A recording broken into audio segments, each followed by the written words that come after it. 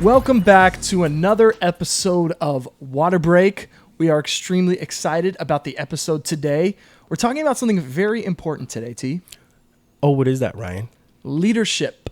Talking about leadership here, so we're not going to spoil the exact main topic, but that's kind of what it's going to talk about. And we've both been in leadership roles in sports as players, coaches, athletic directors, kind of all of that. Both had a little bit of experience in leadership roles, and so we're going to talk about some leadership today, which is something extremely important in sports. Yeah, I mean, I think it's probably the more undervalued, I guess, side of things, or overlooked, I guess. Yeah, overlooked side of, not undervalued, but overlooked side of sports is the leadership aspect. Because I think there's a lot of, whether it's players or coaches or even just, guys who run programs as GMs or athletic directors, it's someone that you can, follow, get behind, or, support, and if you don't have that leadership quality, like, sometimes you just, don't hit what you're supposed to, hit. Don't hit this your is goals. this is not the exact point we're hitting at today, but for a team to succeed, you need leaders. Yeah. You need good leaders. Strong leaders. Strong leaders. Yeah, strong leaders. You definitely need strong leaders. And so that's kind of where we're heading today. So I'm really excited about this discussion. And, again, we're both passionate about leadership in sports. And so I think it'll really bring some good conversation today. Yeah, let's do it. Let's jump into it. All right, well, I'm looking forward to what you guys have to say about that on leadership. But before we do that, let's get into this segment of Top 5. And Rye, you're on the mic today. Best NBA athletes under the age of 25. What do you got for us, Rye? Rye's Okay. Top 5. Oh, I like that. Rise top 5. It's kinda nice. I like that. That sounded really Top good. 5 is Rise Top 5. That was just...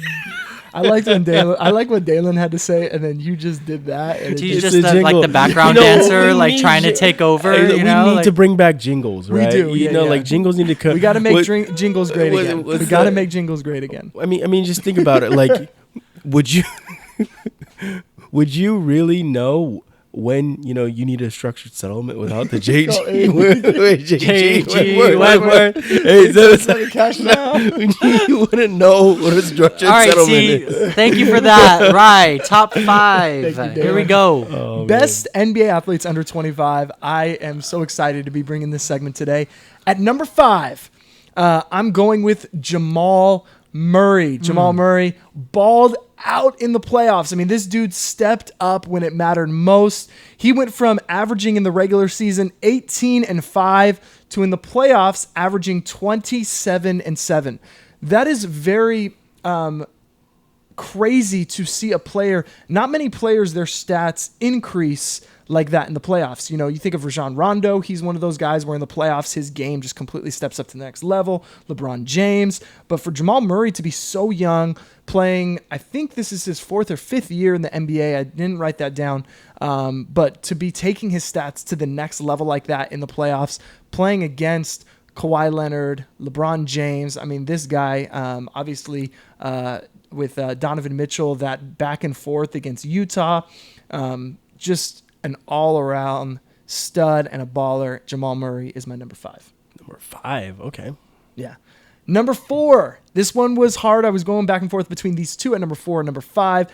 I'm going with the guy that he battled against when they played Utah, when the Nuggets played Utah, Donovan Mitchell. Donovan Mitchell, career averages of 22, 4 and 4.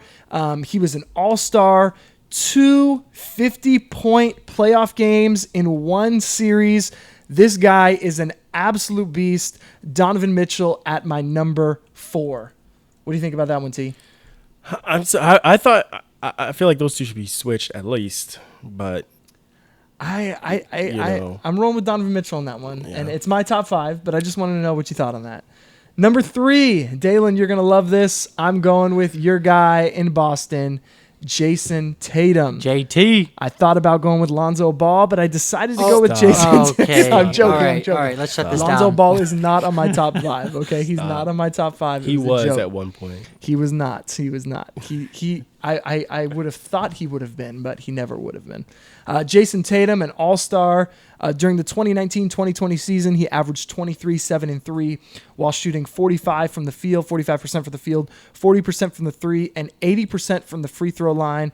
He's already played, listen to this is crazy, in 45 playoff games. That's insane. To be that young, under 25, and has already played in 45 playoff games, let alone some big games, going against LeBron in Game 7. Man, this guy has played in some huge games, and he's a stud, just another stud there. I love Jason Tatum. I'm disappointed the Lakers did not pick him up, but I think he should be higher on your list, Rye. But we'll see what happens. We'll see what happens. Right, I'm sure you would have had him as number 1, Dalen. But I think these next two guys I think are very deserving. And I would like to make mention of this. Zion Williamson is not on my top 5. I don't think he's done enough yet to be in the top 5. T rolled his eyes there. No, fair. Fair. I don't think he's done anything. He's been there 1 year. I mean, Like I think 2 he minutes. can be there. Not even a full year. He's played like 5 minutes in the NBA. So I think he has That's fair. potential to be there, but I wouldn't put him there right now. Number 2, I'm going with Devin Booker. To number 2. All-star. He scored 70 points, averaged 26 points per game in the 2019-2020 season. NBA all-bubble team, taking the Phoenix Suns to go 8-0 in the bubble this past season. Devin Booker is a stud. He is my number 2 under 25. You okay with that one? I'm okay with that one. Over Jason Tatum, you okay with that one? Yeah. Okay, thank you. I know. We already know what you think. You don't need to speak over there, Dalen. He's a bucket. He's a walking bucket. Yeah. He is a walking bucket. He's a bucket. My number 1, I don't see how anyone argues with this. Number 1, best player under 25, Luka Doncic. First team All-NBA, Rookie of the Year, All-Star, playoff buzzer beater. Last year this was his averages last year, 28, 9, and 9. Second year in the league, almost averaging a triple-double. He was a first-team All-NBA in his second year in the NBA. This guy's an absolute stud. Again, another walking bucket, but also the way he passes the ball, how he rebounds, what he does for his team. Again, he is a little bit of a liability on the defensive end, but I will take that offensive star power. Luka is my number 1 NBA athlete under the age of 25. That's a really good list. It's a pretty solid list. Thank you. Yeah, I can't disagree with you on your top 3. On your bottom 2, I'm putting Murray at 4. I would put Mitchell off the list. Really? I'm going with Trae Young on that list. I'll put Trae Young at number 5. Trae Young was hard not to put on that list, but I'll put Trae Young at 5. He's also another bucket. He is. Because Donovan Mitchell shoots a ton of shots too. I mean, Trae Young does shoot a lot, but I think he's far more efficient. I would disagree, And but he's I'm got not sick. He's got sick handles. I would disagree with all that, but I'm not upset about it because I think those 3, I did debate putting Trae Young on there and maybe pulling Jamal Murray, and I did debate switching Jamal Murray and Donovan Mitchell. So those 3 I think are maybe a little bit interchangeable, and the top 3 I think are pretty solid right there. It's a good list. It's Thank a good you. list. Wow, Rye. we haven't agreed too much this season, so I'm excited that we're agreeing a little bit more. Would you, and being honest, not just as a biased Celtics fan, because I know what it's like to be biased because I'm a Laker fan, and I'm very biased. You because, guys are not objective. but not being biased, Dalen. I want to hear your thoughts. Do you think that Devin Booker and Luka are better than Jason Tatum? I don't think that Devin Booker is better than Jason Tatum. I do. So you think he's getting the stats because he's on Phoenix? You think he's an empty calorie He's guy? the best. I mean, I think if you were to put Devin Booker on the Celtics, I don't think he would have the numbers that Jason Tatum has. This dude had 70 points in a game. 70. Who else was on his team? Who cares? 70 points. 70. Who cares? And he did have. Who cares if his 70 Kwame against Brown? the Celtics. He the did. Celtics. Who cares if Kwame Brown was on his team? This man had 70 points in a game. I get it, and but lost. And lost. Yeah, I don't know. I don't think Devin Booker is better than Jason Tatum. Luka Doncic, I think right now is better than Jason Tatum. But Always. But to me, he's always going to be better. to me, Luka's we know what Luka is capable. I don't know if Luka is going to. I think we know his ceiling. He's been playing in the pros since he was what, 13, 14? Like, okay, I would debate this for against that what you said. He almost won most improved player because his stats took such a big leap in year 2.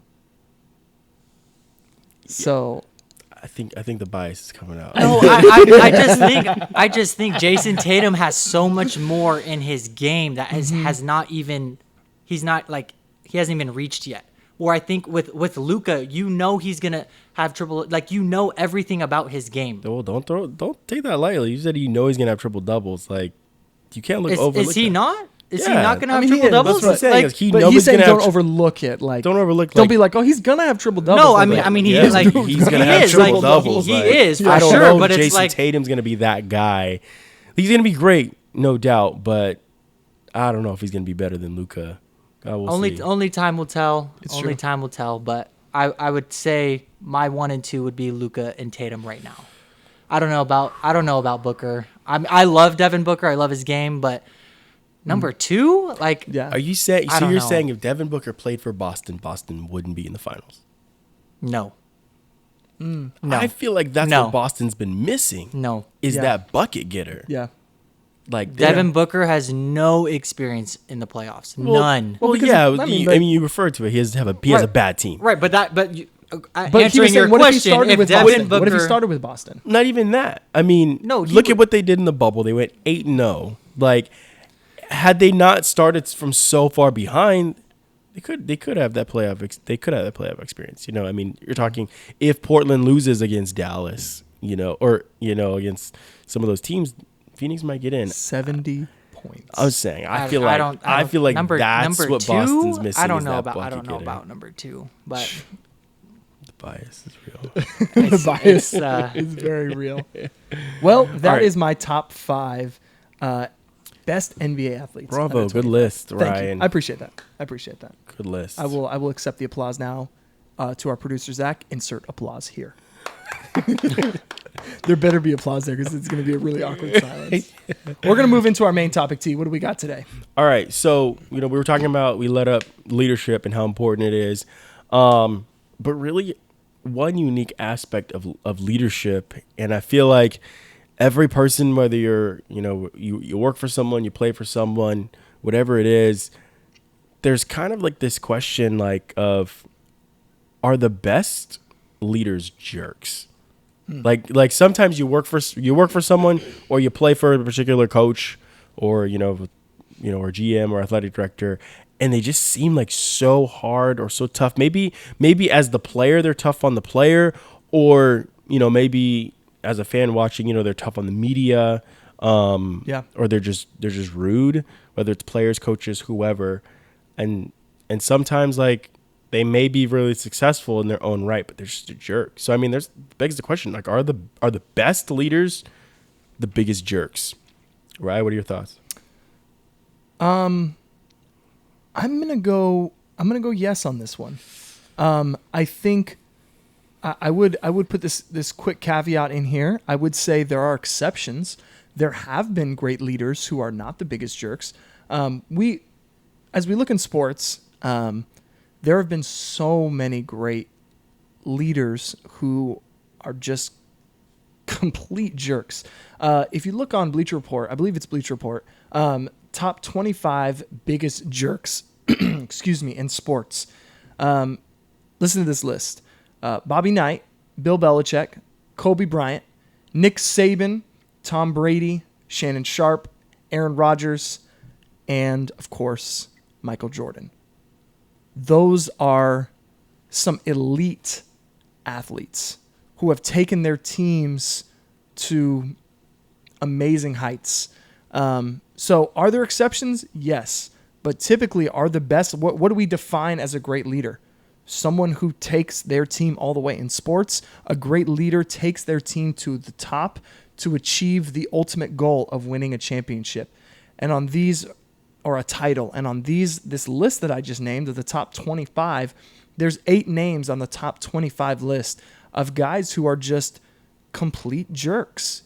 And So when I see that list and when I look at it, again, there might be some exceptions, but there are some amazing leaders, these guys that put these extreme expectations on their teams to achieve greatness. I mean, just watching The Last Dance that came out during the quarantine time, Michael Jordan put extreme expectations on his teammates, and he held his teammates to an extremely high standard and held them extremely accountable. And he was a jerk. You could see, he was just, man, during practices, just ruthless, T. And so I would say, yeah, for the most part, the best leaders are typically jerks. Not all the time, but I would say most of the time they're typically jerks.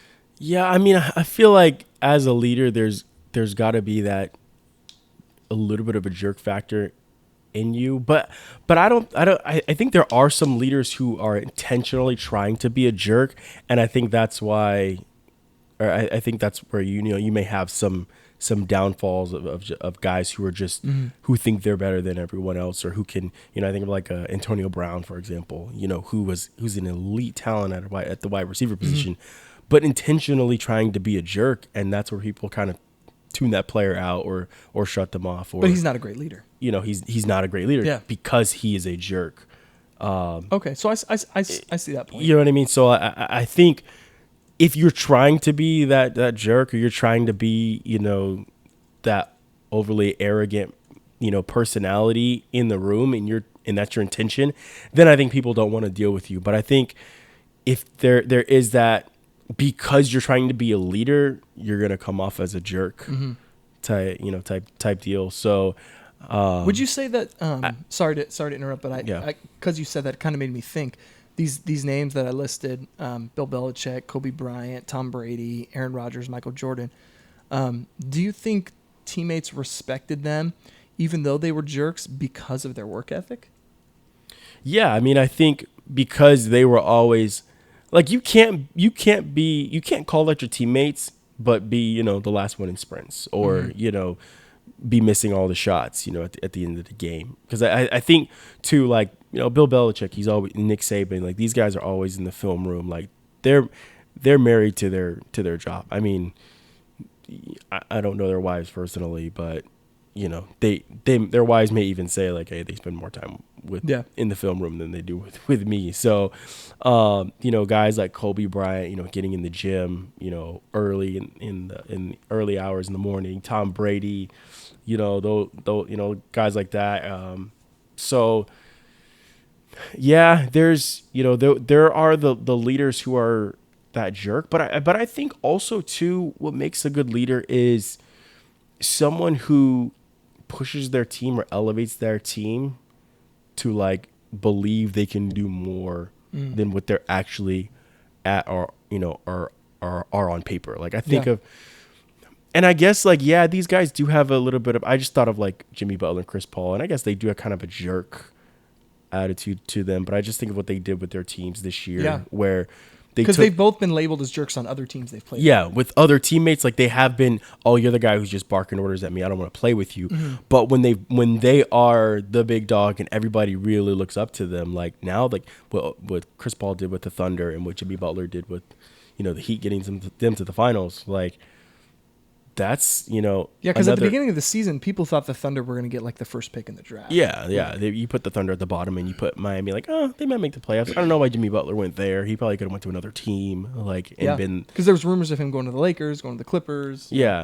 So he went to Miami and elevated them beyond that level. But then I look at guys like Peyton Manning. Like, I wouldn't say he's a jerk. I feel like all of his teammates loved him, but he's kind of like that lead by example type of guy. Or Drew Brees, those are like the lead by example type players, and they are, like, rally their team, but I feel like they're the ones too who are we're going to elevate our team beyond really what we're capable of doing. I mean, Peyton Manning did have talented players that he played with, but at the same time, I think part of him making guys like Reggie Wayne, Marvin Harrison, they're talented guys, but I think playing with Peyton Manning also Help to elevate your game. elevated them. Dallas Clark, you know, guys like that. So I think that guy who can really push the guys to go, okay, you're more than what you actually think you are. Because yes, there are leaders who are like, you got it, you can push, you're not reaching your full potential. Yeah. Like there's that, like guys who can make you go from the lazy player or the not hard worker to a hard worker. But then there are guys who can take you from like, you're honestly an average player, but we're going to make you Yeah. an above average player. So, you know, that's my take too on the leader being able to, you know, take their team up to another level. Yeah, as we kind of talk about leadership too, this question kind of came up. You know, obviously that's kind of the main question that we have, but we also, you know, kind of before this, you and I started talking about what great sports teams that had like great talent didn't really reach their full potential because of a lack of leadership. Yeah. And there were some. I mean, we could think about the Clippers this year in 2020. Not really reaching, you know, there was no real leader on the court. And, you know, that's one thing that's always said about Doc is he's such a great leader, but I feel like you also need that leader on the court too. Yeah. Well, you mean, I even stick with this year, like go really the past 7 years. I mean, obviously the whole history of the franchise, like never even being in a conference finals, but even with Lob City. That strings from the top, maybe. Yeah.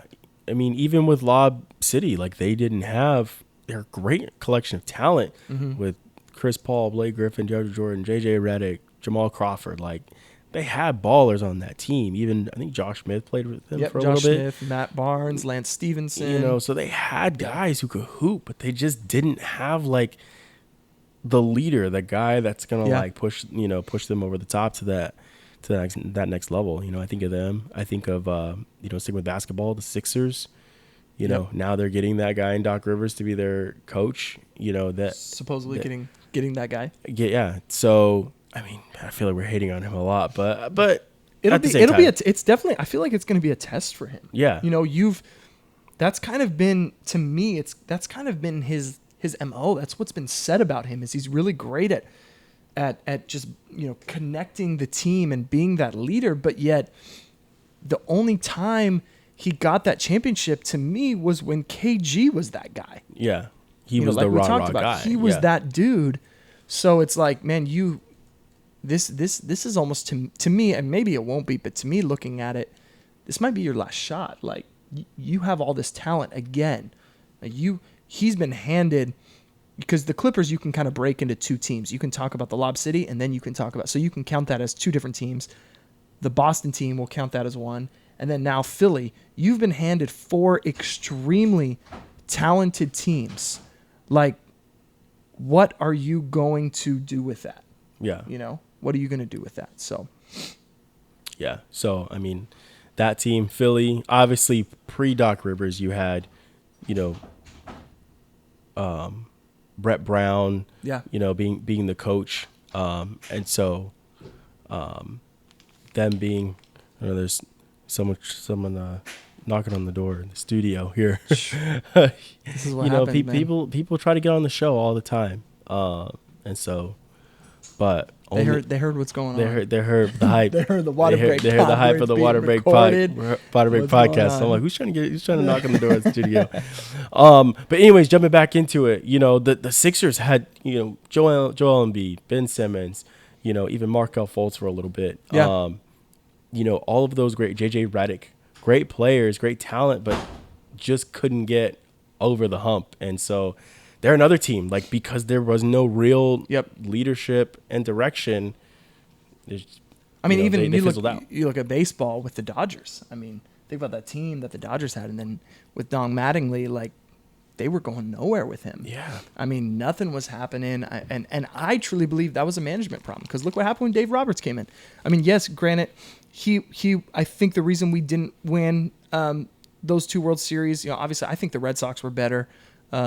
You could say all that stuff with the Astros. I'm not going to talk about that, but I really think he relied a little bit too much on the analytics with that series. But he definitely took them to the next level. Coaching took it to the next level. That leadership, you know, the Dodgers needed that. Yeah. Yeah. I think, you bring up that Don Mattingly team, you know, with especially like I think of that. I think of that whole with Zach Greinke and Clayton Kershaw. Like Yeah. that would have been that's the Shaq and Kobe level dynamic duo of yeah. pitchers. Like, and just to not get the most out of those guys, Yep. was too is that And it kind leadership of too. shows too. I mean, who was your obviously Kershaw was the best player on that team, and then Greinke, they were the best pitching. But when you look at as far as in the field, who was your best player at that time? Yasiel Puig. Yeah. He's never been known for being a great leader. Yeah. So I think leadership is so key in sports. And can you win a championship without having a great leader? We'd have to really think back on that. Yeah. It's, I don't think you can. yeah, Leadership's I too can't- valuable to sports. Yeah, I can't even really think of a team that won without a. I mean, I guess you could say maybe the Warriors. When KD went there, Yeah, I mean, I would say Draymond. Draymond. Yeah, I I mean, would I say guess he's the there was, leader of that team. but I mean, he did play a factor in KD not even wanting to stay there too. So Yeah, I don't know. I feel like they might be the one exception. Like they were just all wanted to hoop. They all wanted Yeah. to ball. They didn't care who was the guy or was the leader. It was just like we're here to play basketball. Yeah. And as a result, they won because look, obviously, KD could have stayed there and they could have won a grip of championships. Yeah. So they might be the one team I think you could look at and go like maybe you could go them. But even then, they still had good leaders on the team. Yep. So, yeah. Leadership, it's important. Very Strong important. leadership. Yes. Strong leadership. All right, guys. Well, that was interesting takes there on leadership, but you know what time it is. Heart over head. No facts, no stats, no information.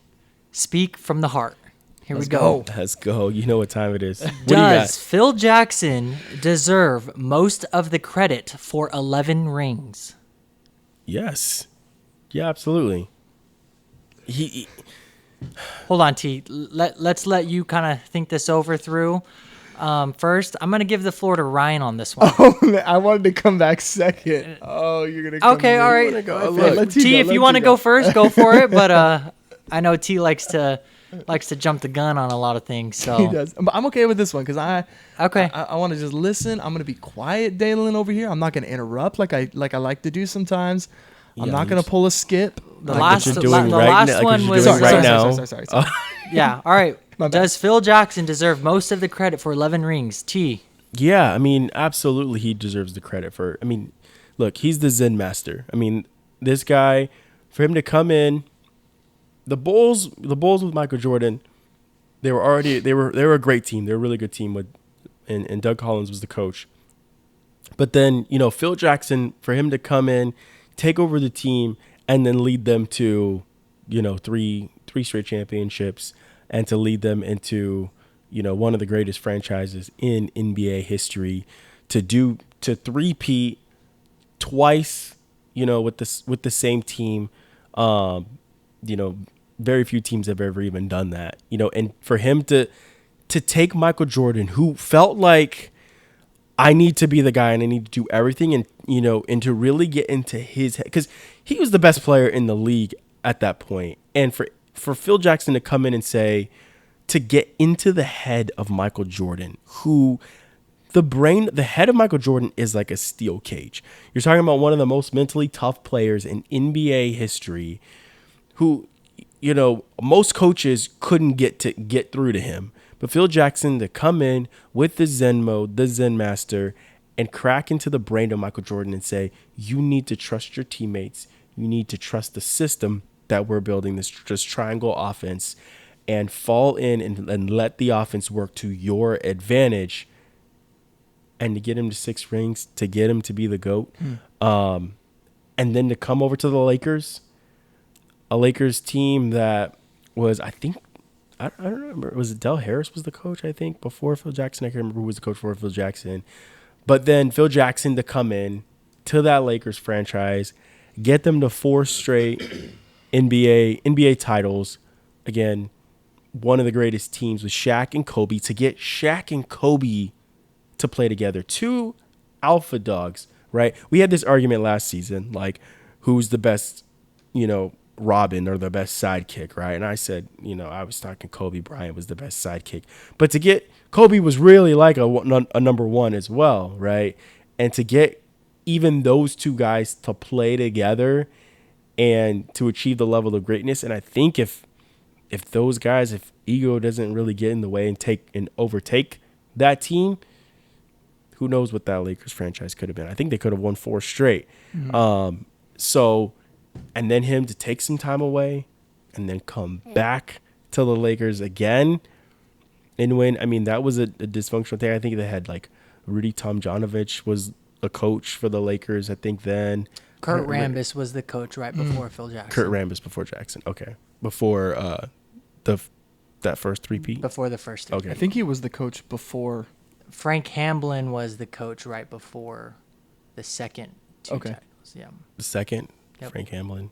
And so, again, they had these different coaches, and for him to come back in, bring it all together, and win 2 more on the way out. Mm-hmm.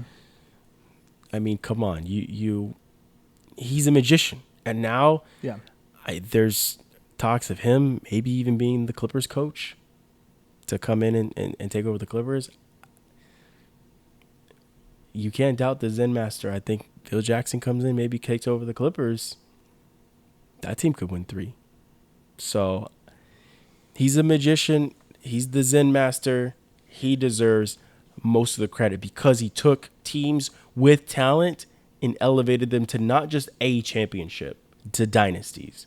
And that's why he deserves most of the credit. I would agree with you if the question was structured differently. If the question was, does Phil Jackson deserve some of the credit? No, most of it. For his 11 rings, I would agree. Now, I do believe that you've contradicted yourself a little bit with this heart over head and then with the previous heart over head. I believe that you giving most of the credit to Phil Jackson takes away from Michael Jordan's greatness, if you truly believe that. And if you truly believe that, I believe we have to have another conversation in the GOAT discussion, because LeBron has never had an all-time great coach. Probably his best coach. He runs him out of the building. His best coach is, he didn't run anyone out of Miami. He came there with a coach who was there 4 years. So his best coach was probably Eric Spoelstra. So he's never had an all-time great coach. You say he's ran coaches out of the building. Look at the coaches he's run out of the building. David Blatt.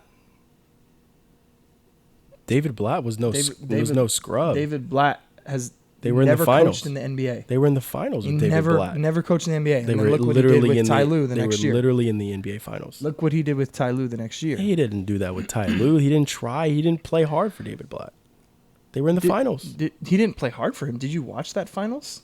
They were. The man played unbelievable. He should have been finals MVP on the losing team. That year he took like a sabbatical. So, but anyways, this is my turn, Dalen. I believe in how we run it. I was. Yeah, let's just stay on topic here. I think if you remember, I was really quiet when T was talking. I just feel that if you're giving him most of the credit for it, then you take a little bit away from his GOAT stock a little bit there. Then his 6 championships, he does not. Michael Jordan does not then deserve most of the credit for his 6 championships. So the GOAT conversation should be revisited. That's just a little sidebar there. I decided to jump on there. But does he deserve most of the credit? No. He deserves a lot of credit. He does not deserve most of the credit. Why does he not deserve most of the credit? Phil Jackson was not on the court. He was not playing in those games. Ultimately, players win and lose championships.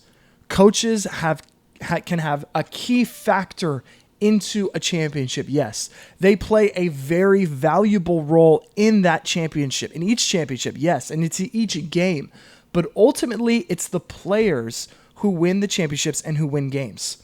Coaches do not. The players are the one who have to decide mentally to show up, physically, whether they're going to be ready, whether they're going to be prepared to play that game, and they are the ones who ultimately have to do the work. Phil Jackson deserves a lot of credit. You're right. He elevated those teams. He took them to the next level. He did. And he is a fantastic coach. Trust me, as a diehard Laker fan, there is not many people in this world who love Phil Jackson as much as I do. I personally, I love what Frank Vogel's doing right now. I think he's done a good job. If you told me right now in the middle of the finals we could get rid of Frank Vogel and bring in Phil Jackson, I would bring him in a heartbeat. I love Phil Jackson. He deserves a lot of credit, and he is probably goes down as the greatest coach of all time. In my personal opinion, I think he is the greatest coach of all time in the NBA. But does he deserve most of the credit? No. Players are the ones who win the games, not coaches. That's such a I don't know what the word is. But anyways, it's an unfair statement. It's not a fully fair statement because yes, the player has to go out and play, but the coach is equally as important as the player. Like, yes, the player has to play games. Obviously, the coach isn't going to play, but the coach is going to put the players in the best position to win. Of course, they're important, but they're not. I wouldn't say they're equally as important. They're not doing what the players are doing. The players are the one that are ultimately going to make that final decision of whether they're going to play, whether they're going to perform. Yeah, but they have to execute the plan. They're the ones executing the plan. Yeah, but I think like the players are just a piece. But if the coach can put them in the right spot and put them in the best positions to win and get the most out of their talent, like then each thing is a piece, but the players are a more important piece. Well, I mean, it's like you could have NBA basketball without a coach. It wouldn't be great, but you could have it without a coach. You could not have NBA basketball without players. Well, yeah, you can't play a game without players. They're more important. You can't even make that argument because the game doesn't happen. If the rules are the coaches can go play, then yeah, the whole coaching staff can go on the court and play. No one would watch basketball. Okay, then I'll rephrase it. No one would watch basketball if the players didn't decide to show up and give it their all and to play hard on the court. But that's part of the coach. Like the coach's responsibility is to get them ready for that. Part of it, but the players are the ones who ultimately have to decide whether or not they're going to do that. Yeah, but that's a given. Like you're obviously you're going to have to make that choice. Like exactly, it is a given. It is a given for sure. It's 100% given, which is why they're more important. Right. So it's like I'm not devaluing a coach. A coach is essential. It's very important. A coach is very important, but not as important as a player. The players are ultimately the ones who win games. Yeah. Okay. Like, for example, you need to get to work, right? You're gonna. I rechanged that argument. Well, I'm just saying, like, for the sake of what you're trying to bring up, you live, 10 miles from your job. You need to get to work. Could you walk to work? I mean, yeah, sure, you could walk to work, but if you have a car, if you have the vehicle that moves far more faster than what your feet and your legs can do, well, take the car, take the vehicle. No, yeah, I agree with you 100%. Like part of it. Like at the end of the day, yeah. I mean, can players play the game of basketball without coach? Yeah, it's dysfunction, it's disorganization, it's chaos. Yeah. I mean, a lot of it's madness. I agree with everything you're saying. So I think still more important though, and the players are the ones who win games. Ultimately, who win the games. They're the ones on the court who decide the outcome of the game. A coach's plan is only as good as the players who execute that plan. I disagree with that because you look at like a Bill Belichick, for example, who's been able to get the most out of. You look at guys like Wes Welker, Julian Edelman, Aaron Hernandez, Rob Gronkowski. I mean, these guys who he's able to pick these diamonds in the rough or just these random players, put them together, and they're elevated into the Pro Bowl level. They also successful. have the greatest quarterback of all time. But that great quarterback was drafted in the 6th round. Like he wasn't a high draft prospect. So even Tom Brady's success can be attributed to to Bill Belichick. But that's not fair to say in every situation. There have been many players. Isaiah Thomas was the last pick in the NBA draft, and he ended up being a great player for the Celtics. For 2 minutes. For 2 minutes? Yeah. He was very good when he was on the Suns. He was very good when he was on the Kings that last year. He was averaging on those teams 18 points a game, T. That's a very good player. So you're saying that David Yeager was the one who took him to that next level? I don't think he played for David Yeager. No, he did, I think. I think you fact check. I don't think he did. Well, this is all in the heart. I'm speaking from the heart here. Yeah, So it doesn't matter. You don't need to fact check that. I think he played for Mike Malone. I think was his coach. Michael Malone was his coach. I don't care who it was. I don't care if it was no. But I'm anyways, speaking from the heart here. But Phil Jackson again. So you're taking that away from MJ then? No, I'm not taking. So he had to have Phil Jackson to win a championship. So he would have never won without Phil Jackson. You can't say you would have never won. You can't say that. He got inside his mind. So Phil Jackson was the one who did all of that for MJ, who took him to that next level, who elevated his game and did all of that. So that takes away from him. LeBron didn't have an all-time great coach. I think. Well, I'll get to the LeBron point in a second, but I think for Kobe, Shaq, Michael Jordan, those guys, he took all-time great players. These guys were the greatest players in their prime. Like these guys were already great, and then for him to one little tweak, one little piece, like him coming in and doing that one little thing makes him extremely valuable. Makes him most valuable. Yeah, he gets most of the credit for getting them, again, not just to be we won a championship, dynasties. He's built dynasties and be able to go from the Bulls, then from the Lakers, I'm going to take a break, and then I'm going to come back to the Lakers again. Deserves an extreme amount of credit. Yeah, he deserves not the most credit. He deserves the most credit. I completely disagree. Again, these are teams that are underachieving without him. With him, they are... Well, I don't know if you could say the Shaq and Kobe. I mean, Kobe was in his first and second year in the NBA. No one's going to expect him to be that guy being the second star on a team, taking that team to the next level. He was 19, 20 years old. I mean, he was extremely young. And then looking at when he came back, Phil came back right when Pau Gasol came back. Before that, of course, they were trash. Their second best player was Kwame Brown. As Stephen A. Smith would say.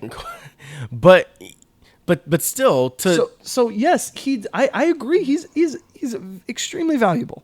Does he deserve most of the credit? No, the players deserve most of the credit. Phil Jackson deserves a lot of credit, but I would say that the players deserve more credit than Phil Jackson does. Well, to your LeBron point of LeBron hasn't had an all-time coach. Thank you. LeBron runs his coaches out of the building. I mean, but he's never had an all-time coach. He's run out coaches that were maybe okay, maybe good, but not an all-time coach. If Phil Jackson was coaching him, do you think he would have ran Phil Jackson out? Well, how many all-time coaches like are coaching or have coached? Exactly my point. Exactly. He didn't have a Phil Jackson. MJ had Phil Jackson. But you're saying he didn't have that, as if there was 7 or 8 all-time coaches floating around and he just happened to get unlucky. What if Phil Jackson coached the Miami Heat? Did they win 4 out of 4? Yeah, they went 4 out of 4. So would that have built his greatness stock then? Having Phil Jackson. Yes. So Phil Jackson would have helped him in the GOAT conversation. Yes. Thank you. But he would have helped. I appreciate. He would have helped anyone in the GOAT conversation. He helped MJ. So if MJ didn't have Phil and LeBron has the same career he does right now. MJ doesn't have Phil. Then we would say LeBron is the greatest of all time because Phil Jackson deserves most of the credit. He deserves not in Michael Jordan's career. You like that one, Dalen? You like where I went with that? You like how I turned the question? I turned it, but it still didn't go anywhere. It did because you just said if he had Phil. So if neither of them had Phil, he could have gone. LeBron could have gone 4 for 4. He could have. Yeah, but I'm saying if neither of them had Phil, I don't. So you're saying since he deserves most of the credit, Michael gets what? Well, 2, 3? if Michael Jordan can get 2 of the top 10 players in the league on his team, then yeah. Oh, Scottie Pippen, yeah. Yeah, he was one of the top 10 players in the league at that time. Did you see what he did when MJ left? He had a great fantastic run. year. Yeah, Scottie Pippen was definitely a top 10 player. But Scottie Pippen's a top 10 player by playing with Michael Jordan. Well, when he wasn't, he was a top 10 player. Like that LeBron James. That season LeBron James brings that season when he didn't developed play, talent. That already. season when he didn't play, probably he was a top 5 player. LeBron James brings the collection of talent with him. Did you see what he had in Cleveland? He builds these teams. Did you see what he had in Cleveland? Yeah, we saw what he had in Cleveland. The first year. Yeah, the first run around in Cleveland. Those first runs? That's what he had. Okay. That's a garbage team. So of course, if no one's gonna they're not gonna even draft any talent. They're not gonna get any talent there. MJ had talent. He got Dennis Rodman, did he not? They brought Dennis Rodman there. He had Horace Grant. Dennis Rodman was just a rebounder really at that point. He was a fantastic player. Did you see what he did for the Pistons? Yeah, he was that's what he was with Chicago. But when he got by the time he got to Chicago, like he's really just he had one bad year with the Spurs, but when he was in Detroit, he was still a great player. That argument is invalid because they both had great, amazingly talented players that they played with. Every NBA team since the beginning of before after Wilt Chamberlain, I guess we could say. Not just they've all had great players. Look at the Celtics, all their great teams. Magic had to have Kareem and vice versa. Kareem had to have Magic. He couldn't win when he was in Milwaukee. It's not just having great players. It's building your team. He had to do something because Cleveland did not do anything for him. He literally single-handedly took probably the worst all-around team to the NBA Finals ever. And I think that's where really like the love and respect for him as a player. Exactly, but he never would have won a championship with that team. Never. You can't. I mean, you can't say it like you never know if they could have brought over talent. It's very, very unlikely. I mean, there was talks of Amari Stoudemire joining that team in Cleveland. He was what he was because of Steve Nash. Imagine if he played with LeBron James. I mean, yeah, he might have been great, but that would have been creating another team. That would have been bringing another player. Just like that's the organization going out and getting MJ got rid of like LeBron. So it's okay for the organization to do it, but it's not okay for a player. But LeBron's already handpicking his team ahead of time because he had to take action into his own hands because the organization didn't do anything for him. He was there that first stint in Cleveland for 6 or 7 years, I believe it was. We're speaking from the heart here, 6 or 7 years, and they didn't bring any all-star, any nothing to that organization with him. Of course, he had to do something about it. Again, this is not even the question, but Phil Jackson deserves a lot of credit. He does not deserve most. If we're saying most percentage-wise, he deserves 55% of the credit. And MJ players deserves get how much? 45%. Oh, so then all the players together split up the 45. So MJ deserves maybe like 12% or something like that. We'll say 12. I mean, he's in the player, right? All the players collectively make it. That was a good one. I enjoyed that. Nicely done, fellas. Dalen, nicely done. What are your thoughts? You both have really good points, but I would have to lean more towards Ryan on this one. As far as the question, does Phil Jackson deserve most of the credit? I don't think so. And Ryan had a really good point in that it's the players that win the games, win the championship. I do get where you're coming from as far as like you need a coach to put you in the position to win, but when it's all said and done, who's actually making it happen? It's the talent of the players that is getting it done. So I think he deserves a ton of credit. Yeah. Yes, absolutely. But to say he deserves most of it, I just can't see eye to eye with you on that one, T. I'm sorry. You know what I found? I got to give the edge to Ryan on this one. Thank you. In all of these arguments that we've had, T, neither one of us have backed down or. And I love that. That's hard overhead right there for you guys. That's. Well, there you go. Let us know what you think in the comments section below, and tell us, what are your thoughts? Well, thanks for joining us for another episode of Water Break. We'll catch you on the next one. As you know, always stay hydrated.